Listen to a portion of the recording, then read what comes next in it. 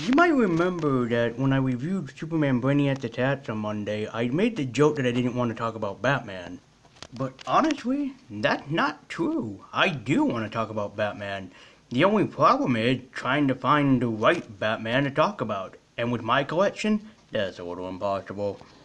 I've actually have thought about different movies that I wanted to review for the Batman in honor of Robert Pattinson's role. But as you can see during my collection, that's a little bit difficult with how many good movies that I have. But in total, I did actually find one that I haven't reviewed yet, much to my surprise. And that is Batman Beyond, Return of the Joker, with a story written by Paul Dini and Bruce Timm, and put out by Warner Brothers. Yes, this movie I first saw way back in the year of 2005. Just look at that gritty box art. And in case you're wondering, yes, this is the original uncut edition. But if a lot of you were thinking, wait, I'm mostly familiar with Batman the Animated Series. Who's Batman Beyond? Only the successful series of the synopsis. To put case in point, just imagine that this is the Father series, and this is the successful Son series. So congratulations, you know everything. And if you know Batman Beyond, you know that term is technically quite true. So Batman Beyond takes place after Batman the Animated Series, right? Right.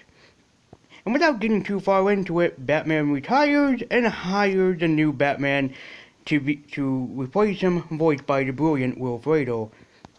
But the movie's about the Riddler. You can't talk about the Batman without talking about the masterpiece mastermind that is the Riddler.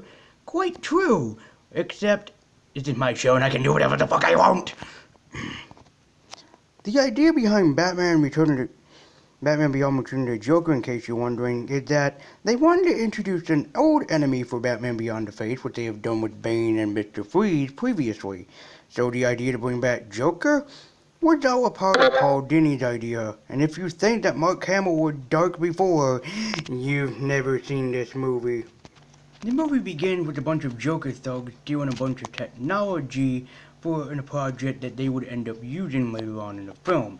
So don't worry, it's not a Deus Ex Machina, it's more of a Stalin's gun, they call it, I guess. However, Bruce and Batman are concerned about this because they don't know why the Jokers are up and running, especially since Terry in the original series had taken care of them. So what's the big idea? They have no clue, but they will figure it out. Needless to say, the Joker is back, and better than ever, baby. But how is the Joker back? We'll reveal some spoilers that I will talk about later on in this video, and we'll be giving you the point of why Joker came back. But meanwhile, Joker, voiced yes by Mark Hamill, is back. And much to Bruce Wayne's surprise, his greatest enemy is resurrected, especially since he thought that Joker was dead. Again, something that we'll talk about later on. But while Joker is introduced, Bruce keeps telling Terry, don't fuck with Joker. So Terry decides to go around and ask who Joker is, especially asking Commissioner Barbara Gordon about the Joker. But Barbara even tells him, fuck off, and you don't want to deal with the Joker, seemingly telling Terry that he doesn't know how great this threat really is. This proves that the movie goes into a plot point that ends up really hinting on the audience that, yeah, Joker's back and he's deadlier than ever. So what do we do about him? Well, to put in point, he starts going on his dark rampage. And in fact, he does so by almost killing Bruce Wayne. Yes, Joker actually committed Batman's greatest fear of Joker beating him. That's how great Paul Dini is, people. After Barbara admits what happens, again we'll come back to that later, Terry then realizes how great of a threat that Joker really is to people and why Terry needs to be careful and why Bruce was trying his best to protect him. There is a red herring in the film that Bruce's newest partner is the Joker because he looks just like him, but however, that is not the case. After that, it's a major fight between Terry, Bruce, and the Joker yet again. And again, voiced brilliantly by Mark Hamill. After Terry beats the Joker by mind fucking with him and then destroying something that I will be talking about really very shortly, he ends up using his greatest weapon against him and killing the Joker once and for all. Batman Beyond Return of the Joker is a brilliant crafted film, and it's especially brilliantly crafted in how it handles the psychological horror aspect. And speaking of horror, this I'm just gonna mention right now. I'm going into some big spoiler territory. So if you don't want this movie spoiled, you should stop this video right now and go and watch the movie and then come back. But if you don't care about that and you just want to watch me talk about this and just ramble on like I usually do, then let's talk about the biggest aspect of Batman Beyond Return of the Joker, the return of the Joker. Earlier in the film, Barbara tells the story of Tim Drake, the third Robin. Now yet, DC has killed off Jason Todd before this, and Tim and Paul Dini really wanted to use the death of Jason Todd, but instead did something much darker. Tim is attacked by Harley Quinn and brought to the Joker, only to be put inside Arkham Asylum to be tortured, very similar to how Jason Todd was tortured, but instead of having Batgirl with him, Batman at the time did it alone. This proves that this is the darkest moment in cinema history because of what Joker did to Timmy Tim.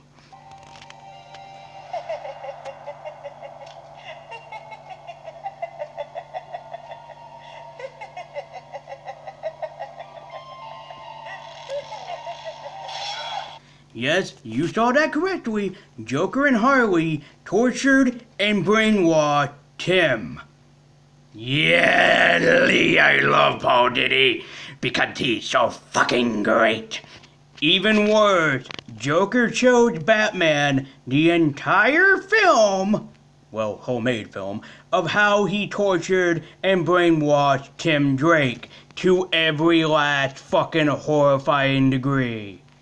If this doesn't prove Joker is a nemesis to Batman, I don't know what does. What made it even better is that Batman didn't kill Joker, Batgirl didn't kill Joker, Timothy killed Joker. Tim finally snapped and forever and once for all eliminated the threat of the Joker himself by shooting him with the prop gun as you saw earlier in this video, a Deus Ex Machina. But as Tim said in the video, or in the movie, he gave up on that life and he no longer wants to be a part of it. That is his reason for quitting, and especially after that moment happened. He had a family, he grew up, he was all happy, but that wasn't last for long. Memories twisting inside me like bad oysters. Nothing really. I'm perfectly fine now. How do you know my name? There's nothing about you I don't know, bat fake.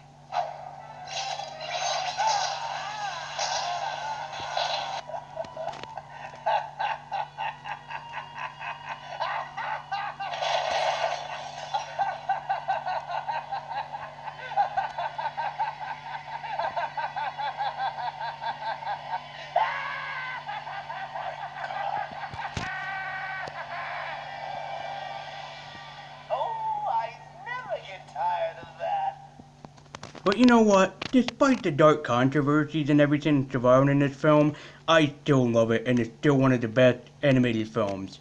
While not my favorite, that goes to Batman Mask of the Phantasm, it definitely sits up there with one of the best animated Batman films I've ever seen. And I know that Riddler gotten the props and prosperity, I gotta say, I still love the Joker. And Mark Hamill will always be my favorite, and, in my opinion, will always be the best. And yeah, you can fight me for that, I really don't give a damn. So that's Batman Beyond, Return of the Joker. What else can I say but it's just purely a classic and you don't mess with it. Funny if it weren't so pathetic. Oh, what the heck, I'll laugh anyway.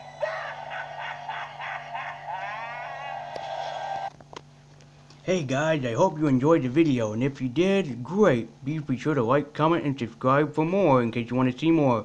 Also check out some more of my Lazy Cinema episodes that I already worked on. And I hope to see you all next time.